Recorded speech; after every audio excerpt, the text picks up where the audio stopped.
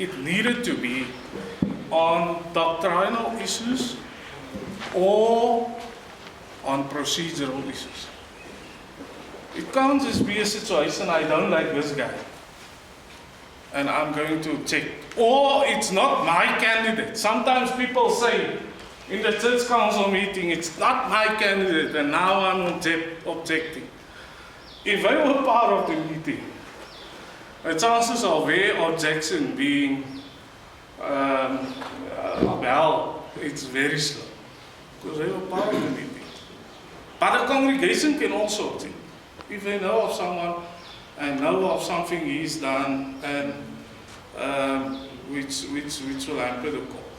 So when you say the congregation can object, are you Yes. saying, let's say the council decides to appoint, they appoint whoever, but the congregation feel that no, we don't want this person. Yeah, but can the congregation do that? It should be on two grounds. On which ground? Either procedural, that we didn't follow the proper procedure, or that with the candidate there is irregularities about his doctrine. Ne? That he doesn't prescribe to what UCSA is standing for. That he doesn't comply with our confessions. Ne? So remember that.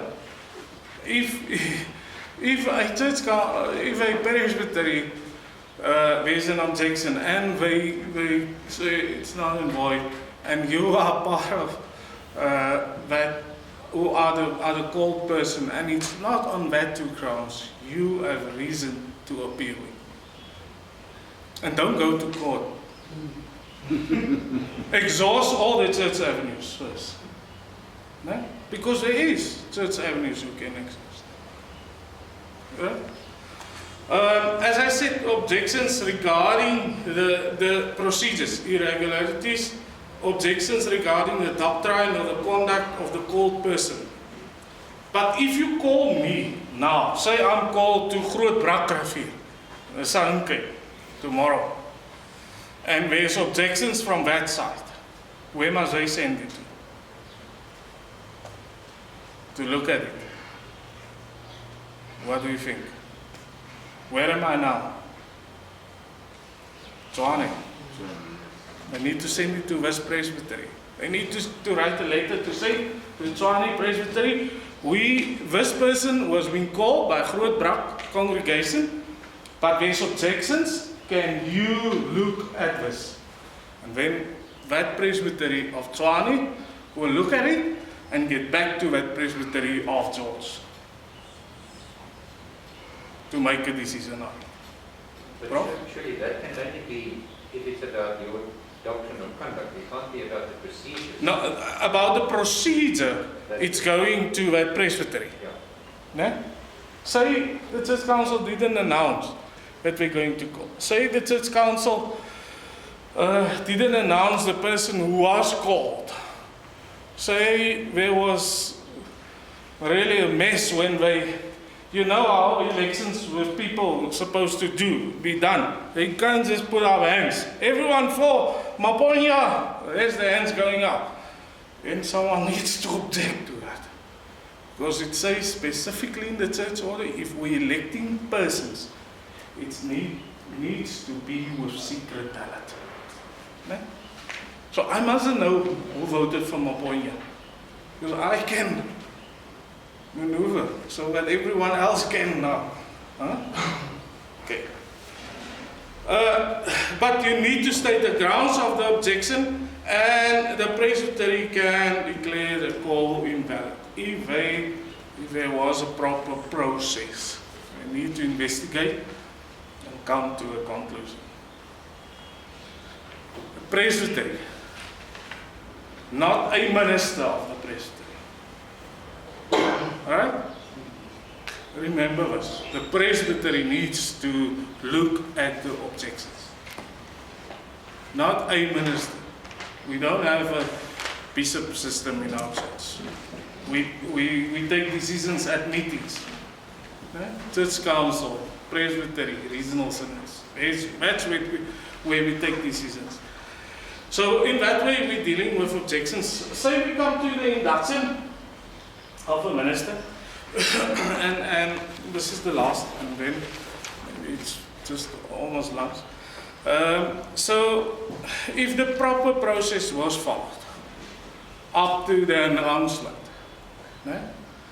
and the proponent or the minister gets the letter of call, then he needs to, in writing, either accept or decline the calling.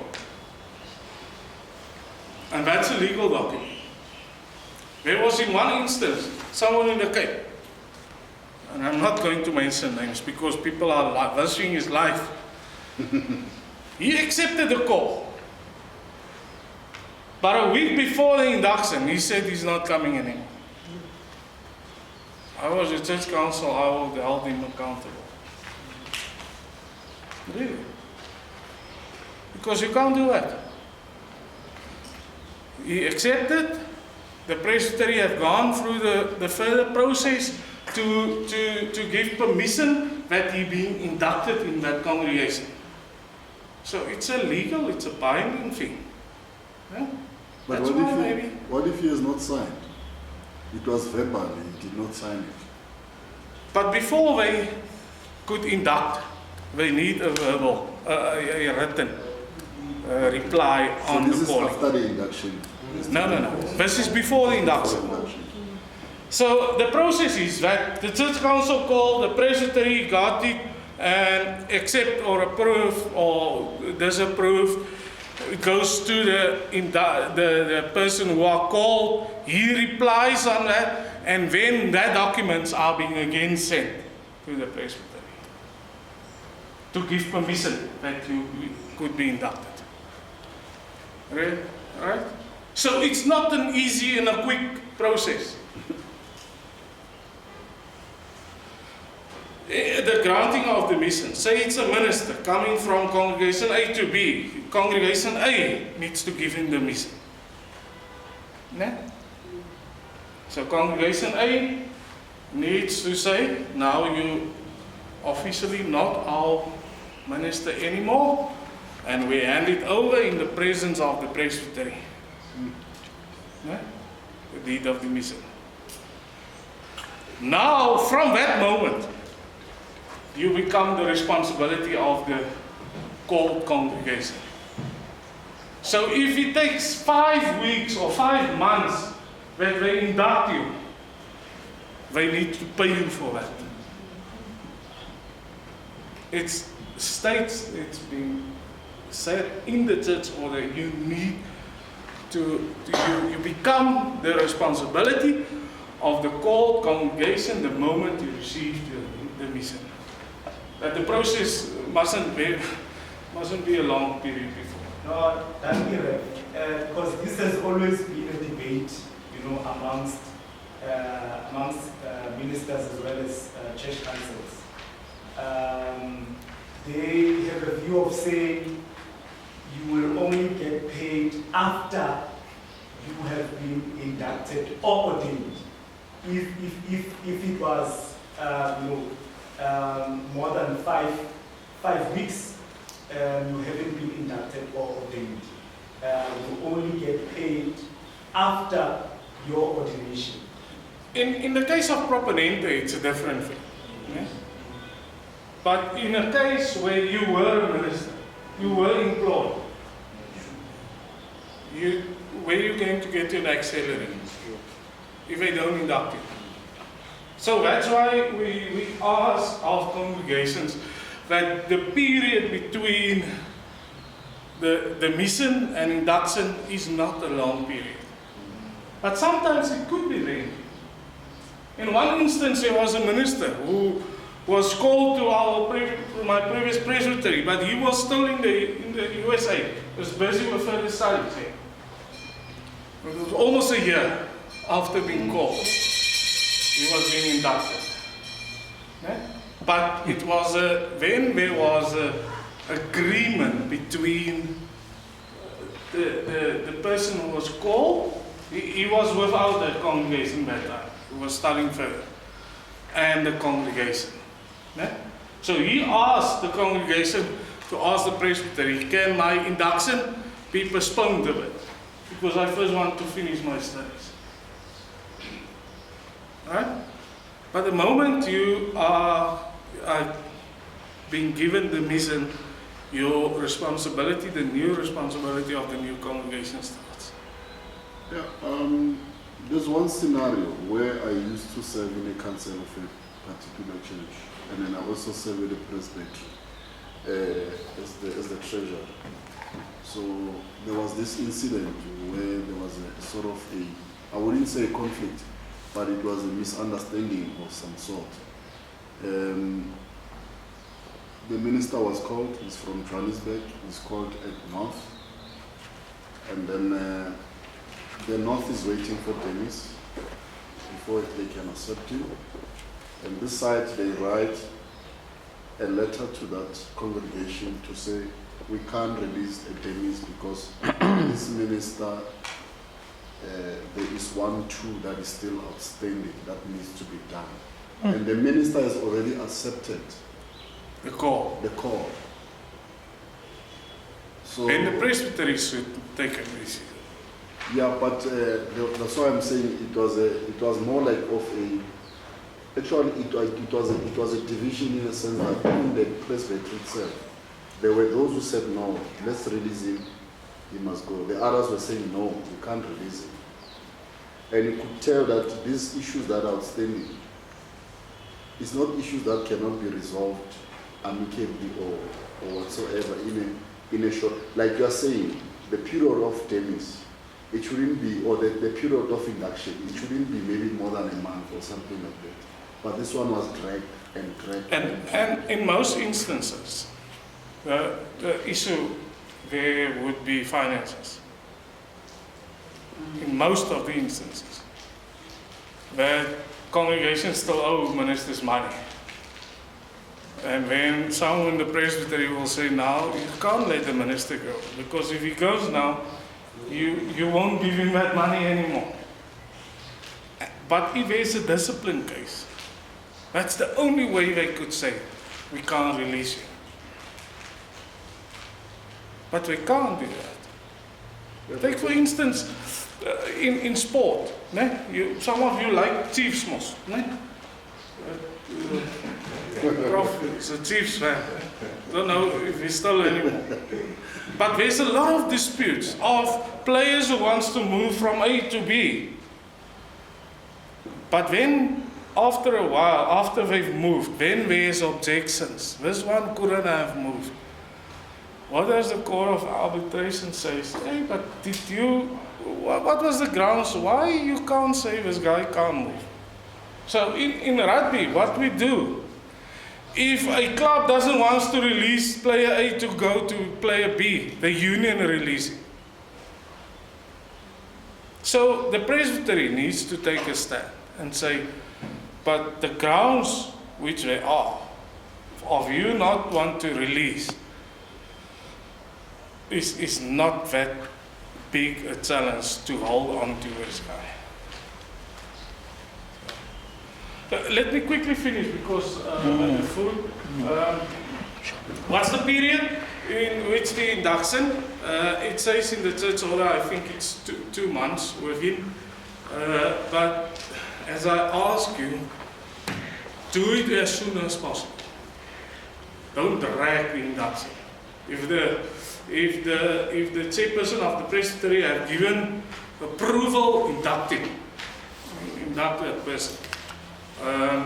And there are a lot of cases where approval was given and then the induction was stopped and all that. What should also happen, this new minister, his name will be written with his wife in the membership registry. If I go from point A to point B, I need to take my vertrek brief and hand it in there, so that they could write me in the register, in the official register of the congregation. Thank you very much, Are you asking something about Mama Ruti now? I was listening keen. I come from a Presbytery which does not exist. I want to ask names. Yeah, but during the period of non-existence or suspension of the Presbytery, it was the Presbytery's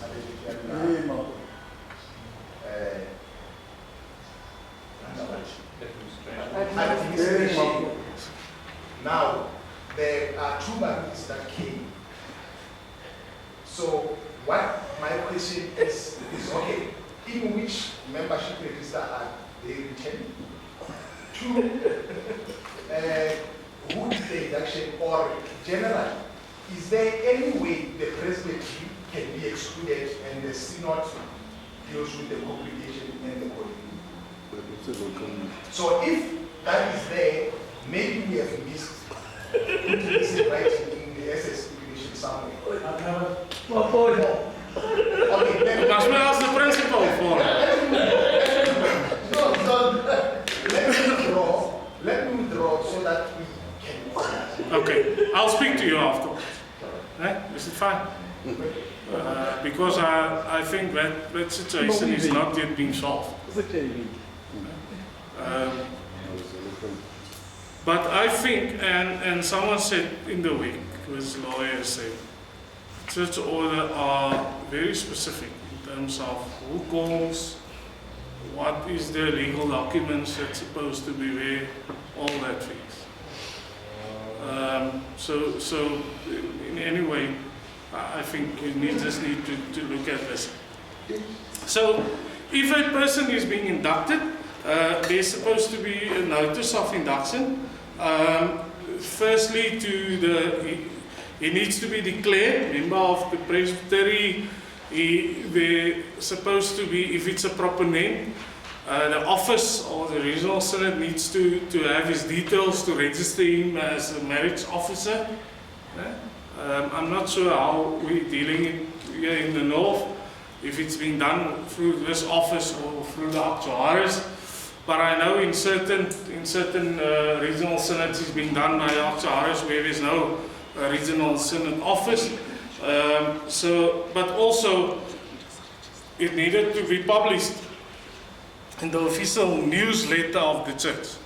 Urksa News also needs to be published. Minister or proper name is being called to this congregation. And after induction, it's supposed to read Reverend whatever was inducted on this date, and is now an official in the Presbytery office. It's been declared member of the Presbytery. Yeah? In terms of jurisdiction over office bearers without fixed residence, and church order says you need to, that's normally ministers who don't have a fixed congregation. Yeah? So ministers should have a fixed congregation. Because otherwise there's going to be trouble in terms of where the discipline and where the jurisdiction over that minister lies. Any more questions? Okay. I would like to go back to advertising the post. Yes. So if all the church council members are called, and we believe that the minister is also called, then what's the theology behind advertising the post?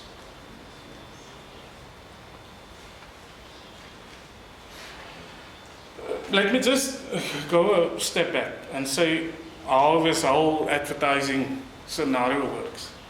So a few years ago, there was a proposal that congregations can now also advertise, with also how all the steps work. That you get a pre-advice commission, 3 or 4 church council members, that they deals with the process, but at the end of the day, it still comes back to the church council. So that pre-advice commission, they can't call someone. or they can't make promises. They will come back to the church council and say, we've had this applications, we're going to shortlist these people, and we're going to have interviews. And what happened in my instance, I think Dion was part of it. They've invited all the church council members to the interviews, so that everyone could sit in. And at the end of that meeting, they've called the church council meeting, and we called. You understand? So, what was the rationale? I think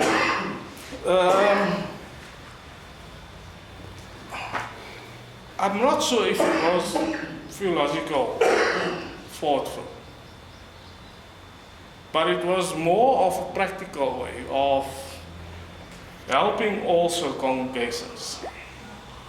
Not just in the old days, there was good ministers. They could have called anyone.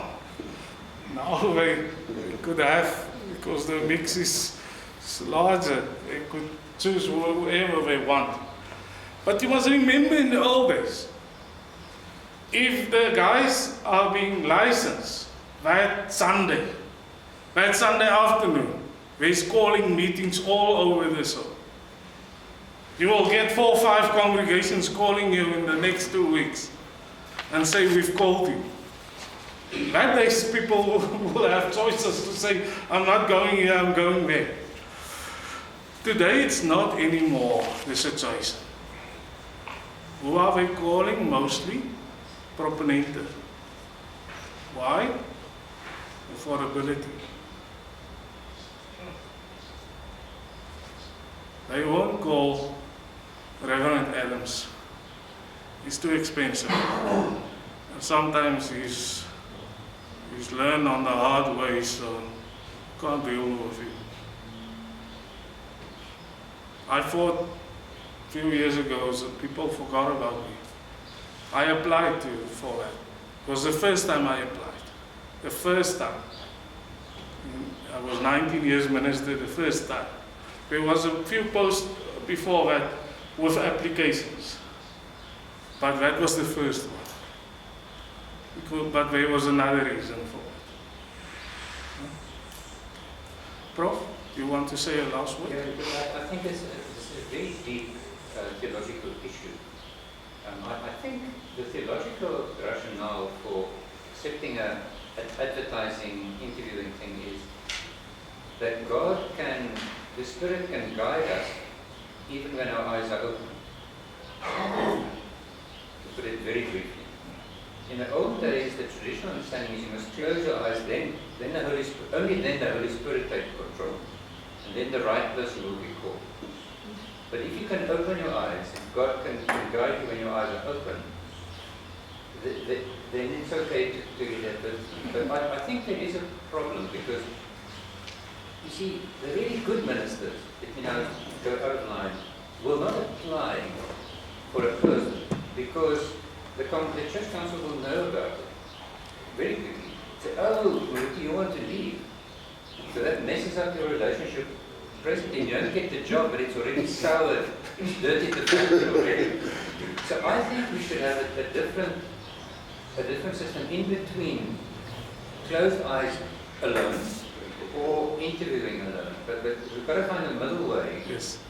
But I don't want to put Yes, what Prof says makes sense. That was my thing also. I didn't want to apply.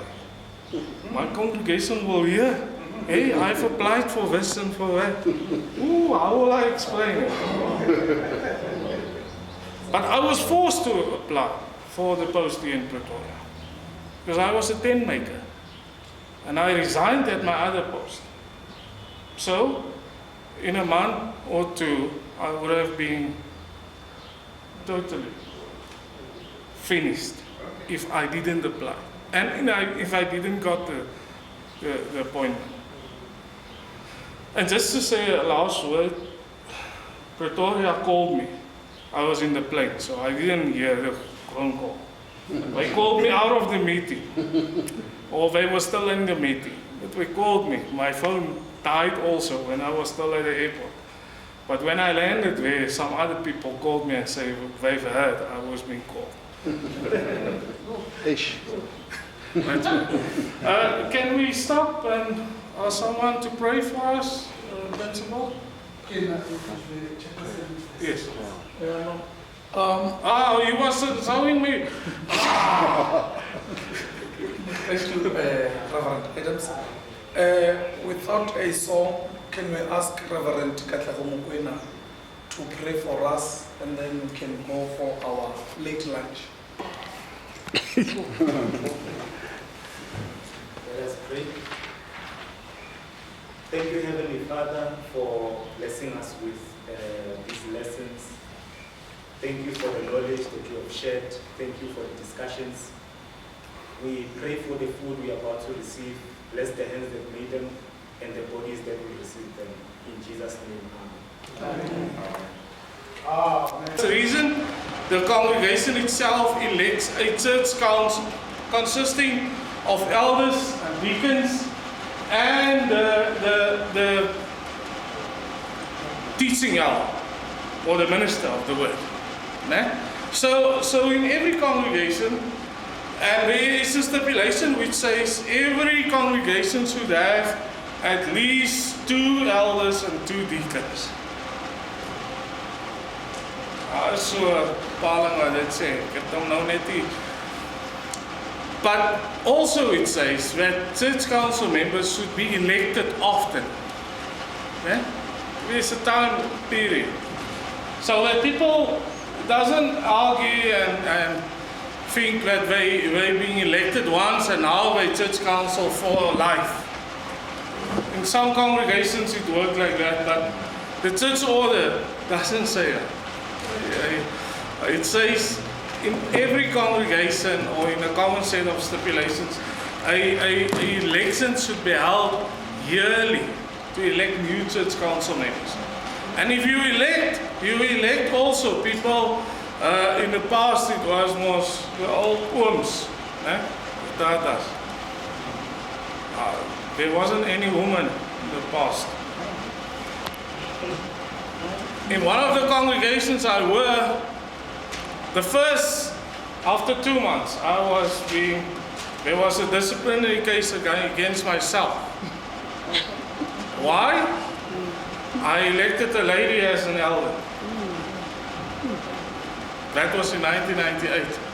I was 2 months in the congregation. There was a case before the president. I needed to explain to him. So the church council is entrusted with the management, the running, the supervision, the discipline of the congregation and the leadership in the various ministries in the congregation. So we don't have a system where we have meetings of the whole congregation.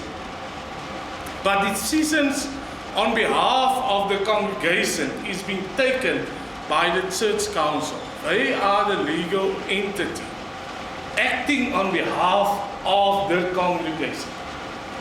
They enter into agreements. They take decisions on behalf of the congregation. And it's advisable that they doesn't just take the decisions without the knowledge of the congregation. They should inform the congregation often of what they have decided, what way they're thinking of the congregation and in what way they need to do. So what does the church council do? They deal with all the matters pertaining to worship, instruction, join, care, witness, and service in the community. So that things form the basis of what a church council is supposed to do. Since 2005, URCSA decided we're working on the integrated ministry model, where we say we have a few core ministries and we have supporting ministries. Who supports that other ministry?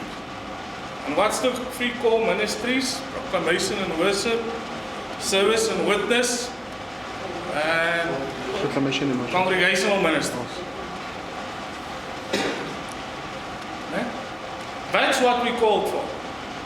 And the other ones who supports them is finance, not the main one. Someone asked in the congregation, can't we put finance on the top and first start the church council meeting? I said, never. That ministries only need to support the other ministries in the congregation. So, it's like finance, publications commission, all that other ecumenical relations with other denominations, but that's how our URSA have seen the way they want to do things. The second thing the church council needs to do is discipline members of the congregation, except the officials, except the people who are in office, except church council members and ministers. Okay? So a church council can't deal with the disciplining of a minister. When I was in my previous presbytery, one of the congregations decided they will just get rid of the minister.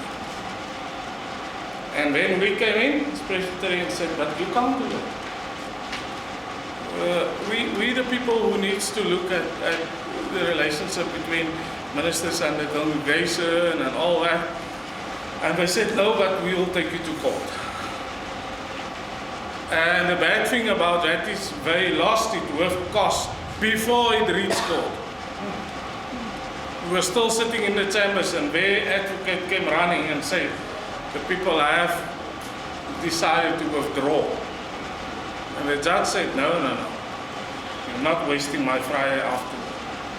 I want the two advocates in court. They decided you're going to pay also the cost of the presbytery. So a congregation or the church council, they can't deal with discipline of their own members, of their own church council members. But if it's a normal congregate, they deals with the discipline of it. But also, as I said previously, discipline is not a way of just look at now we must punish you. Not punishment, but to bring that person back. Okay? So what's our third thing a church council needs to do? They need to lay down procedures and rules for activities entrusted to them. Fourth thing, may if desired call a meeting of the congregation. So it's not really, they can decide that we're meeting the congregation. But it mustn't be enforced onto them. No, you must have a meeting of the congregation. We're not a congregation system. We have a presbyterial system in our church. Okay? We govern through the offices of the church. We don't have a bishop system also, where one guy decides and everyone must follow. We have meetings to take decisions. That's the role of the church council in terms of management of a congregation.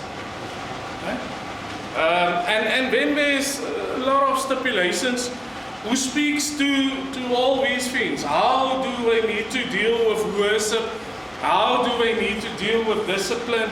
All that things are being described in the common set of stipulations. How they need to deal with witness and all that in the congregation. If we look at what's the link, Article 8 speaks about the link of congregations with each other. So it says, as expression of the unity of the church, congregations by means of representatives comes together in church meetings by virtue of Christ's command to serve one another. These meetings form a visible link between congregations. Two types of such meeting may be distinguished. First, the presbytery and then the synod. Depending on circumstances, the synods maybe of a wider or more limited nature. So a congregation can't just argue, we a legal entity and we stand on our own. They have a relationship with the Presbytery, and the Presbytery have a relationship with the regional synod, and the regional synod with the general synod. And we need to look at that relationship, not as one is higher than the other. It's not like that. So in 1994, when URCSA was established, they divided congregations into presbyteries. Some presbyteries were just the old presbyteries, but some of them did change. Because there was now congregations of the old Dutch Reformed Mission Church and congregations of the Dutch Reformed Church in Africa. And at that meeting, there was also regional synods being established. And the 7 regional synods, you know, I don't need to give you that history lesson of our church. So that's the link between congregations. So if we need to understand that at local level there's a church council, and then the next link is that there's a presbytery. What does the presbytery do? We go to the presbytery. Article 9 says, representatives, it's a bit small, of congregations shall meet as a presbytery at times and in a manner as decided by the regional synod. It says every presbytery should meet once a year to deal with their normal things.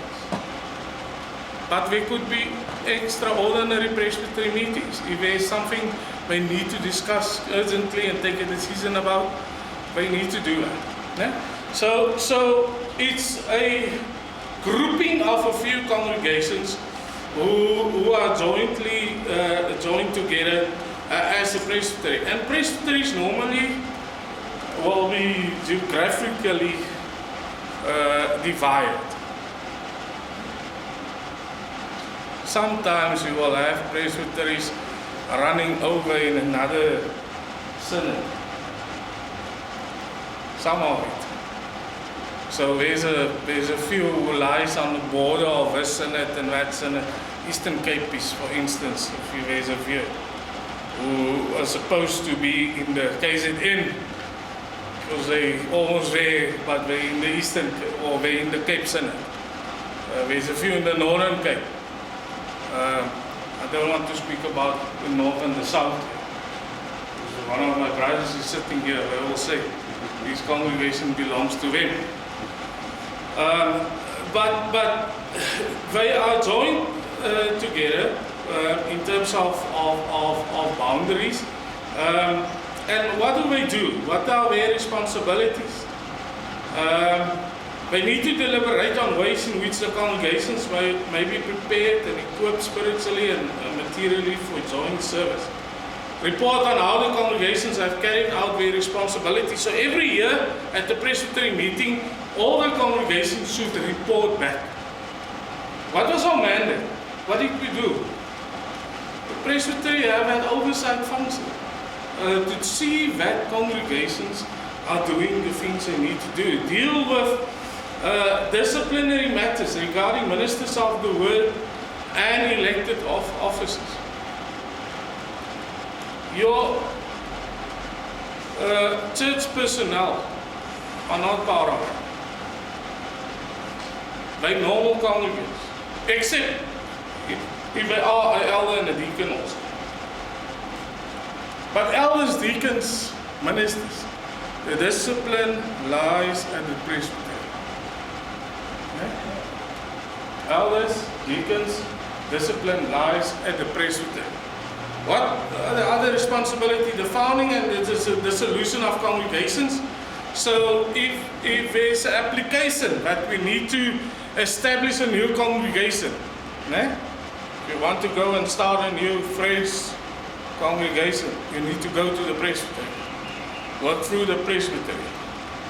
So that's also on the table of the presbytery. There's a regulation speaking to that or a stipulation speaking to that. deal with matters of the calling and the retirement of ministers of the word. We've dealt with that now in the previous session. The Presbytery deals with the approval. At the end of the day, if all the requirements are met, Presbytery should give approval that that person could be inducted and being called a minister of that Presbytery. Also deals with the as I said, the retirement of ministers of the word. So at the end of a minister's stay at the congregation, if he reaches the age of 65, he needs to retire. Okay? It's not yet changed. Someone argued at one of the SC meetings here in the north. No, it was changed in 2016 to 70. He told him, go and read the minutes of the General Synod. General Synod decides on it. And it was referred back to all the regional synods. Because they doesn't want, it was a proposal from the Cape, they doesn't want the one synod to decide on it and spoke about it, and the other synods didn't have the chance to look at it. So it will hopefully come back in 2021. Lay down procedures and activities entrusted to them. The regional synod determined the boundaries of the presbytery. We're going back to that one. Okay? Any questions in terms of the presbytery? There's one slide more. Yes? Actually, when as I went over to the first item number 7.2, Okay. it talks about the city of members of the congregation. As the church council will review the discipline of members of the congregation except elected office bearers. Let me visit a little bit our discussion about the status of manhood or the life of the minister. Now being classified as an ordinary church council member, which an ordinary member of the congregation, which means the discipline falls to the church council. And according to me, she is an office bearer because by virtue of her being a member, which becomes the president of CWM. And that is not an elected position, but she is an office bearer. So by so saying, together with other residents. Why do you say she's an office bearer? She's a Mama Ruthie also an office bearer. She's an elder or a deacon or a minister of the word. All right. Huh? Of what? Of the ministry. So are all the ministry chairpersons office bearers? Let me go first. Let me go first. When you talk about the calling of does he, the welcoming, the induction, the welcoming of the duty and then sitting mom teacher there, or she's been called as well to come and serve in the congregation. And if mom is coming to serve in the congregation, then there are expectations on her. The holding of members and all those kind of things. Now, does she, by virtue of one, the office that she holds, two, the other officer will be the wife of the priest, if they those priest that's her certificate for the Let me just read the Mama Ruthie. The minister is being called. There could be many Mama Ruthies also. Because ministers is not only male. Specifically, a wife of a male minister.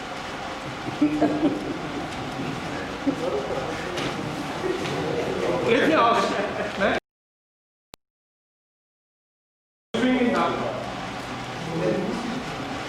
And the Mama Ruthie. And the Mama Ruthie, what questions she was asked? And then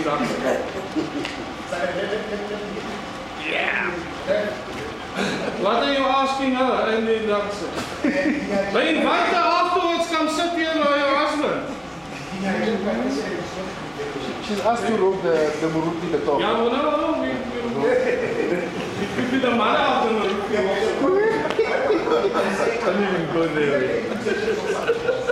We are inviting you for the holding of Maruti and Maruti switch. Alright? So the congregation is calling a Maruti and Maruti.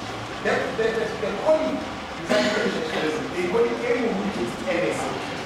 Let's put the international aside here.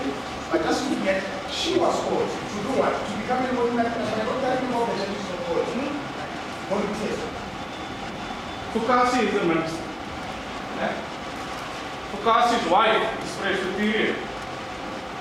What do we do then? No, those are the issues. We have two typical examples. You called Ntai to Centurion. Where's the Maruti? We need to think anew of this whole thing. Dominic, Yes? I think in our context, Mamuruti is tacitly called, even though it's not appearing on a piece of paper. In a way, in some congregation they call Mamuruti because of they don't want to go and call the consulants Mamuruti to come and do the robing. So when they call a Muruti, they also call a Mamuruti, even though it's not stated in black and white. Who's doing the robing there? At Centurion. For me. Do you rope the ladies? No. Oh! No, I normally consult the consulate wife. In our case, it's very, very big. So mom would do what we want to come and assist. And I think she's going to assist for a very long time.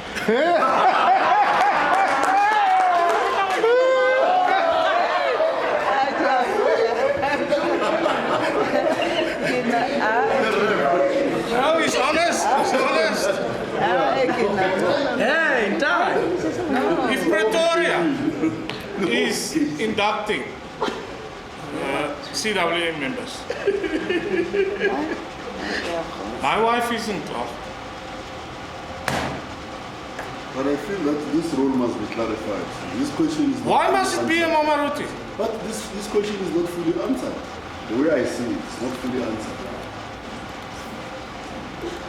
Because if by virtue of being the wife of Muruti, and you are saying she doesn't hold any position or any office for that matter, and here she comes, or here the church comes, they want to discipline her. Are they disciplining her in terms of a congregant? I or in see terms of the it will be difficult. or position? It will be very difficult. It will be very difficult. Because Let me be honest with you. She's holding three positions. She's a congregant. She's in the office of Muruti, and then according to Focus, she's a chairperson. You see, so when you discipline her with regard to which position? If my wife, I only have one, if she does something, the church council members, I'll call the consulent and say, you chair that meeting. Why? Conflict of interest. Yes, but also my wife is not a chairperson. It says, by virtue of being the minister's wife. But if the local congregation elects a women's ministry executive, and it's not like in the past, the Maruti must be at that congregation. My wife is part of CWA, but she's not the chairperson. She's not on the executive. So she could be disciplined by the church council. So the church order is silent to this. Huh? The church order is silent to this. We're still suffering from the I legacy. think we need to move away. And you know why? This whole thing of who was the ministers in the past? The male guys. When was the first woman in our church? Mary Ann. 1980, 87? I don't know. In that time. I think as we must accept that we are still suffering from the legacy of the NG. So we do not have our own identity, or we are still striving to create our own. So whatever that we want to practice, more especially in the township churches, it's still tradition when you call a minister and then automatically it's like, no, the Mamuruti becomes the chairperson, Mamuruti will help in terms of 1, 2, 3, 4, 5. But ever since we came to the city, this thing is different. We are learning every day, we are opening our book, we debate, we argue. So now you start to see, or indeed, we must just move with time, or indeed we must, change. Let me say a last thing about this, and then I think we need to move. I was in a meeting here. That time I was still the chairperson of the General Synodical Judicial Ministry. We're meeting here with the GSCWM executive and the executive of CWL. I think it was in 2012. What did that persons of CWL say? Hey, we created another thing because we can't be led by Mama Ruti, who's coming from the Lutheran Church. He doesn't know our church. So we need to think again about this whole thing. Where does this fit in? The NG Kerk has moved a long time ago. But it doesn't have women's ministries anymore. The white NG Kerk, it doesn't have ministries like us anymore. But it doesn't have even youth ministries anymore. But we still stuck. We still stuck. And we need a good and honest discussion about these things.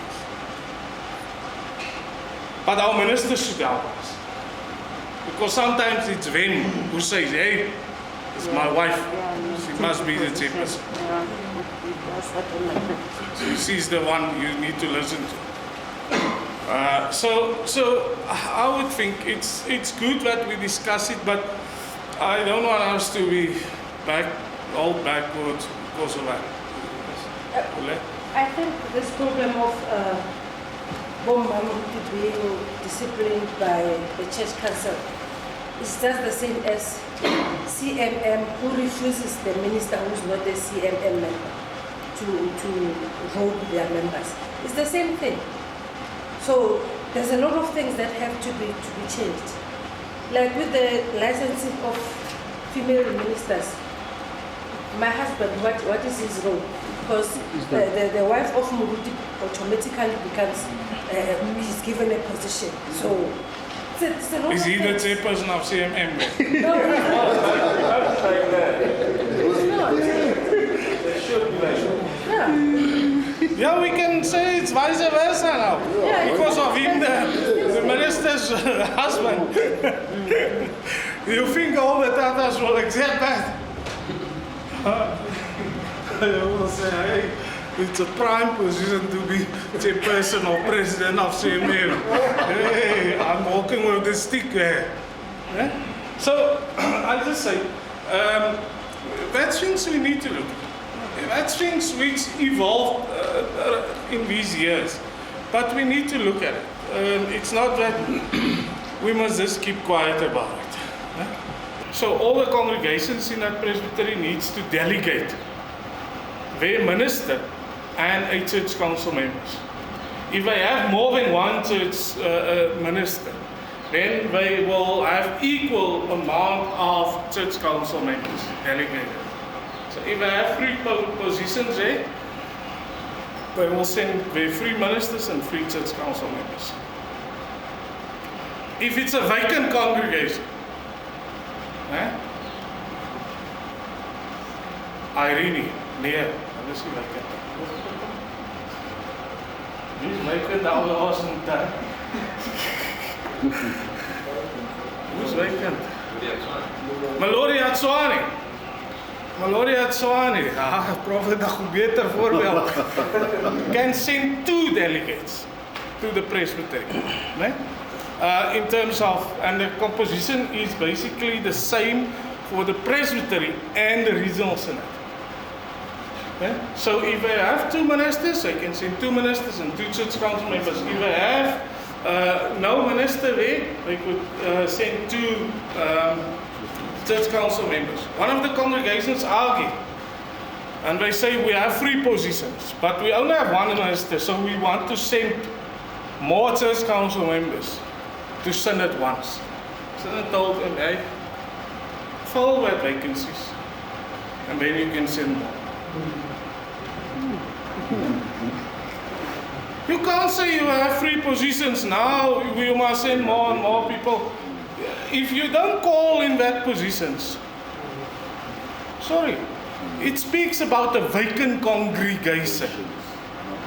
So the congregation is vacant. There's no ministers at all.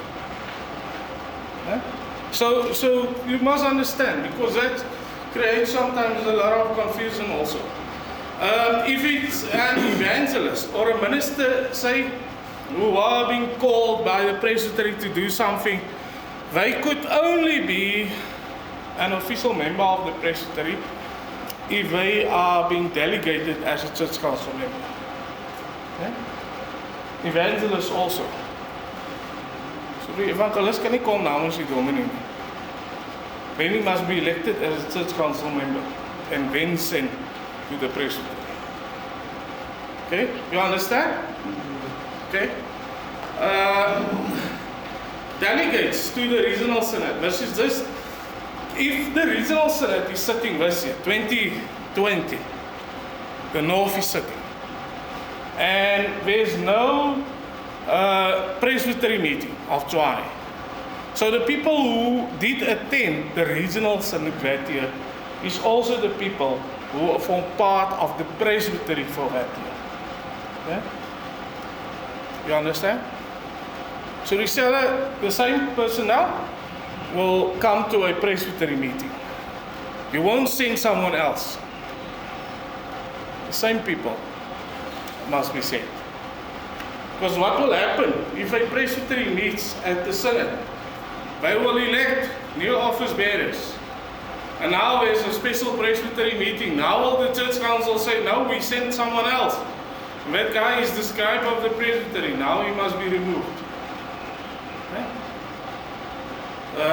And only members who are elders or deacons can be elected. Don't tell me, one of the congregations, they say, maar was dit die man se ouderlinge om te stuur nie? Don't have any male elders. Who told you you must only send male one, must be an elder? Could be a deacon also. You're sent to the Presbytery.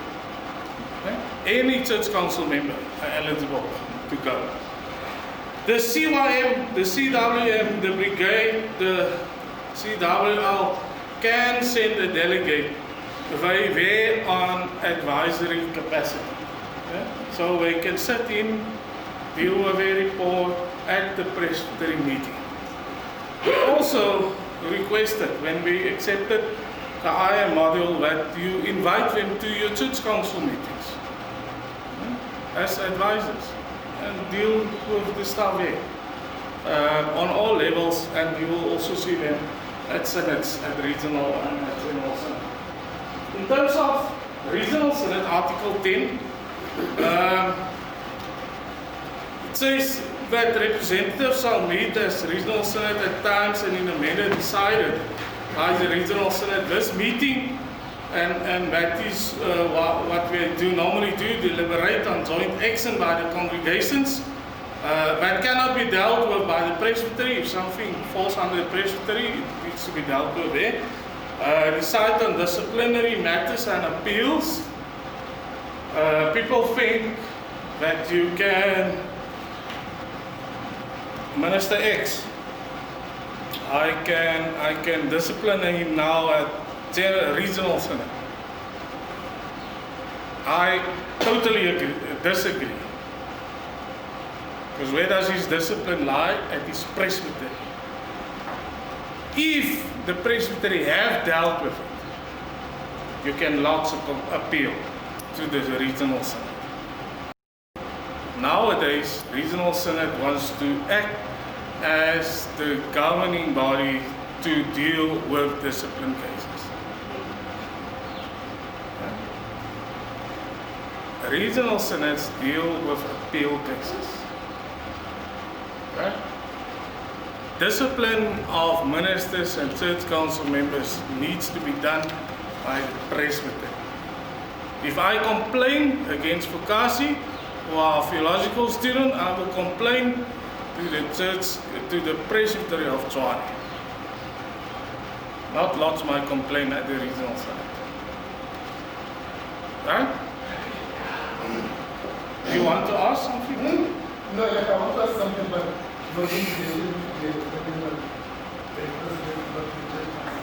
Okay. Can I ask? Yes. No, I wanted to find out because I was in this situation. The person is being elected to be in the church council as an elder. And we served as an elder for about 20 years. Non-stop. Yeah, non-stop. And there comes a time when that person was not elected and is assigned for 2 years after. And then there is a vacancy at one of the presidents, one of the ward, or the deacon. And they decided, no, but why can't we ask you the social because he used to be in there. But he refused to serve as a deacon. He said, no, when I retire as an elder, I can't go back to become a deacon. Then I wanted to know, like, because these are some of the tensions that arise in church council, like the church council, not a deacon. I can't be, when I go out and I'm elected again, I can't do it. That's something like that. The whole process of electing church council members is also in Utsa a real sore point. Because people doesn't follow the church order. That's point A. Church order says you can have one period where you serve and then you need to be re-elected. And then you must rest for a year. So you can't go on after that. There was one instance where it says it should either be 2 or 3 years. The church council could have decided. That was a few years ago. Now it says it's back to 2 years. So you can do 2 terms. And you must rest. People doesn't do it. I want to be in the church council. I want to show the minister what to do and how to do it. I want to govern forever and ever. I want to die as a church council. We must die. You'll be very unfamous, let me tell you. But that's the only way we will create more leaders for the church. There needs to be regular elections. And the church always says we must elect people from early age, youngsters before 35. We must elect women. We must raise a lot of regulations. It says if needs be, we mustn't elect husband and wife, or the father and the son on the church council. And there's big congregations, but they normally tell you, I don't get any people. Sorry. Then we stay around and around. Then it comes back to the congregants, because then they should take over in that ward. Can you elect someone who was the elder? That guy will give you grief. He will tell you, hey, only you want to make full of me. Now I must serve as a deacon. Now I must collect money. I'm used to preach. I would rather stay away. Tell him, rest a year, come back as an elder. Yes, easy. But don't elect him as a deacon. He won't act as a deacon. He will still be the elder, Prof. I don't know if we have more time. I want to ask a more fundamental question about the election of the church council. But maybe... I will go through and then we can come back to the election. Yeah. Okay, give us. What does the regional synod do also? It gives attention to the particular needs of congregations that cannot be handled by the Presbytery. So if there is issues that the Presbytery can't deal with, the regional synod should do it.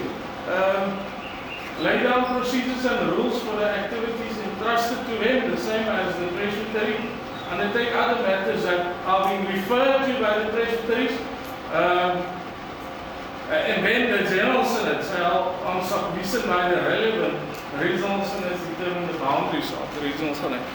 A few years ago, the general synod have asked the Cape and the Paroro synod to look again at the borders. Why?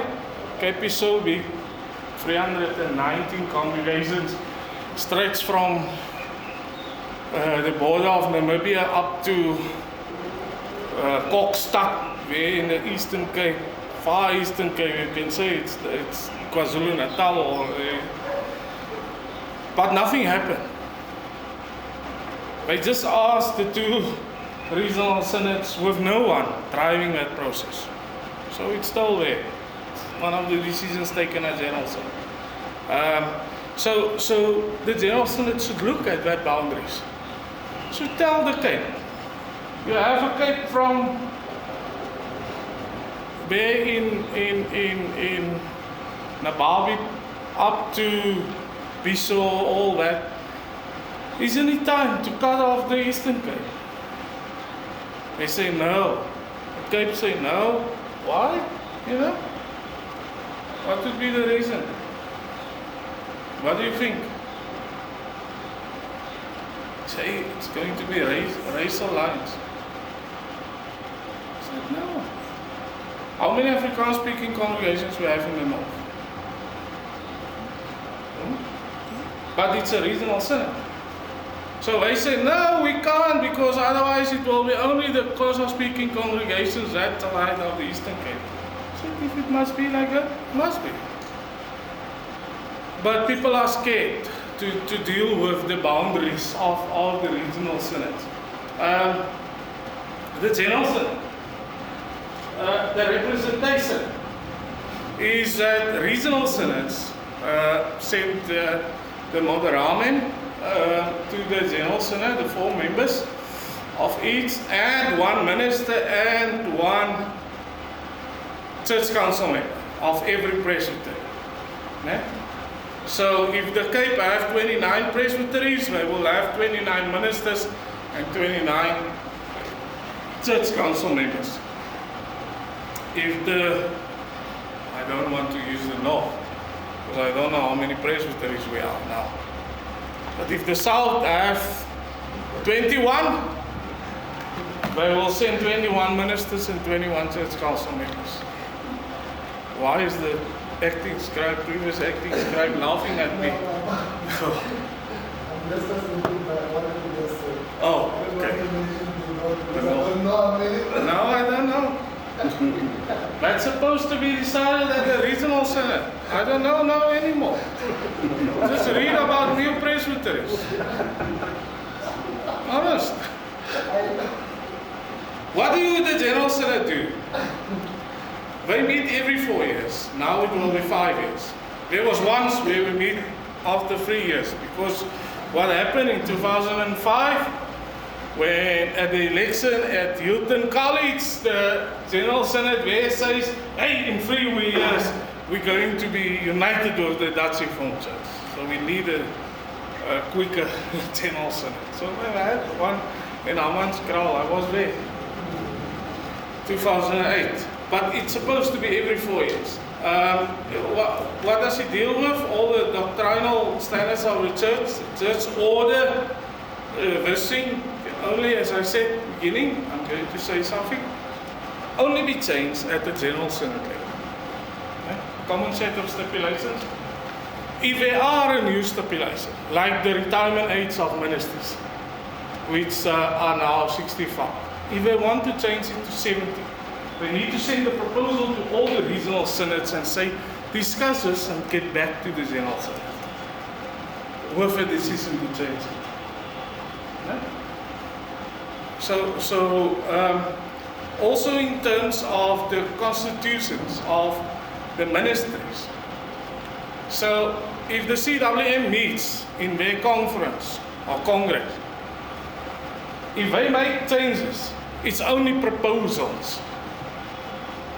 Yeah? They must remember it. It's only proposals. CYM meets, it's a proposal going to the General Synod. And then it would be changed in the church. Right? What does he do also? In terms of, you receive the draft worship book. That's also part of the General Synod's work. The training of ministers. We have one general MFTT who meets every year. They report back to proclamation and worship. So they need to do that.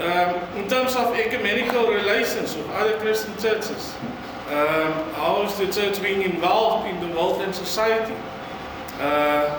Matters referred to it by the regional synods. And appeals, not only just appeals. I know there's question marks around this, but as it is right now, the General Synod deals only with appeals on doctrinal issues, which is being referred to. Not normal discipline. Ek is aan die einde. I don't want to say anything more as to the way this is being constructed and the way our Synod meetings and Presbytery meetings and stuff. But Prof asked something about election of church council members. Just very quickly, I wonder if they're ever going to implement integrated ministry. If we keep on electing church councils on a ward on a geographical basis. So there's each ward has one elder, one deacon in the church council.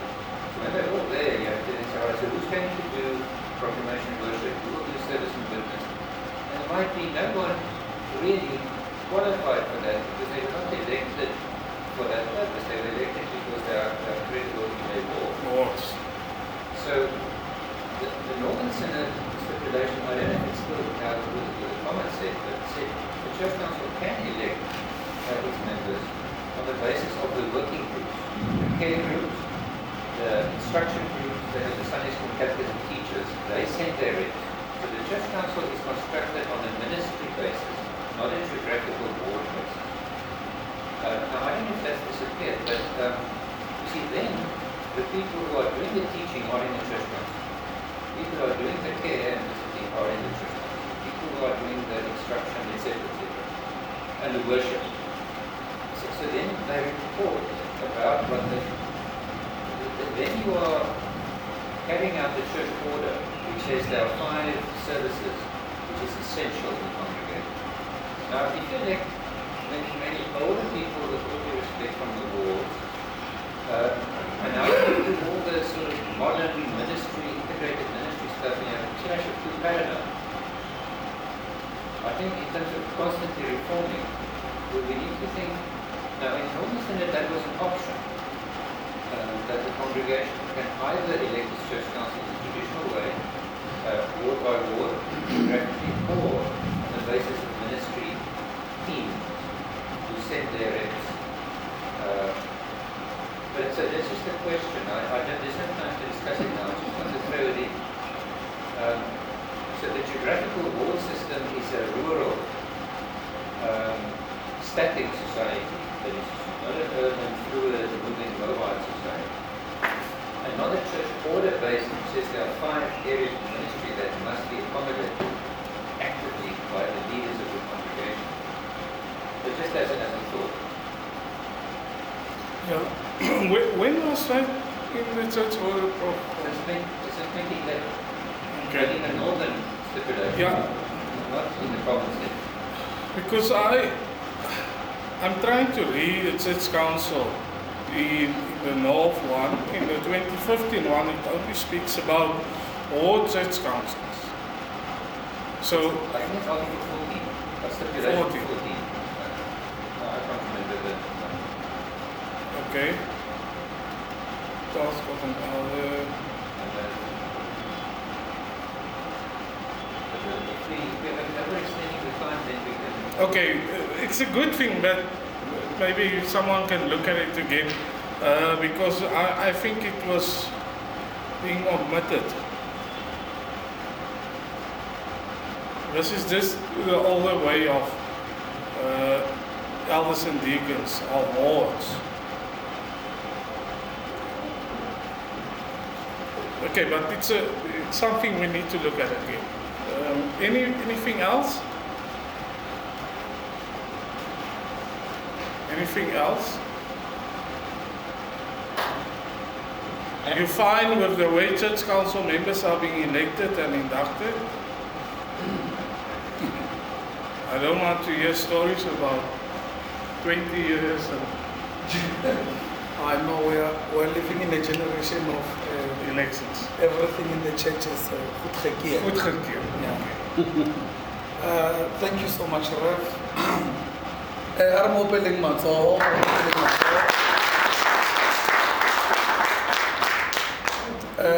Before I call Reverend Ntai and Reverend Mokwena to come and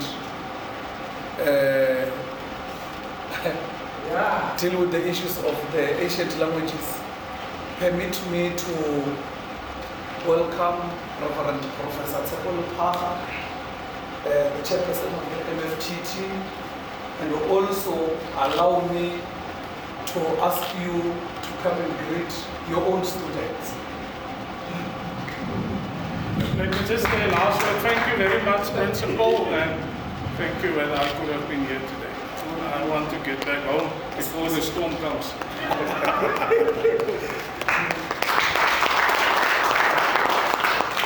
O Reneye.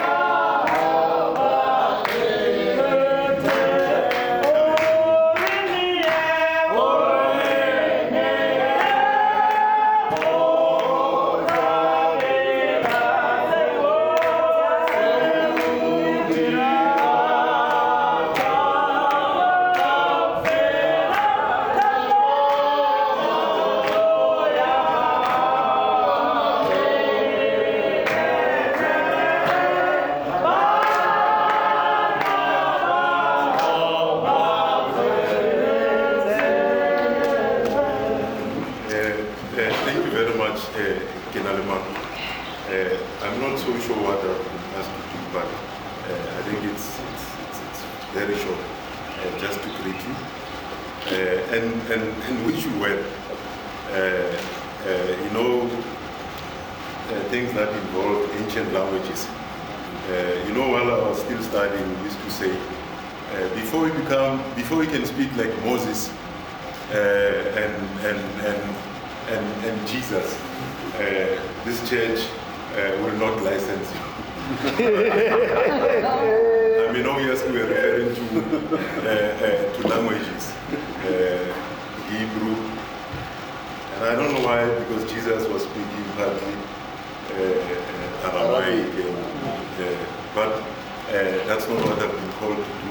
So let me just greet you and wish you well for the entire contact session. And whatever that you need to do, you must know you have our support in everything that we do. We wish you well. Let me not take much of your time. Thank you very much.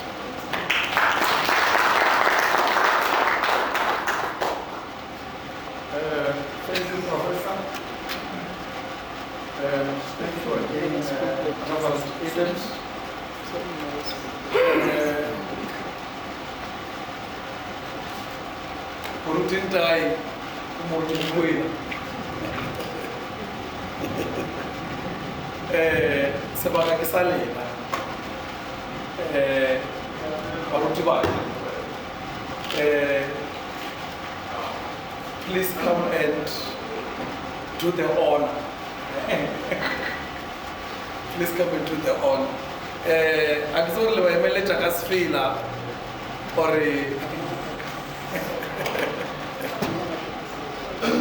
assist the sana for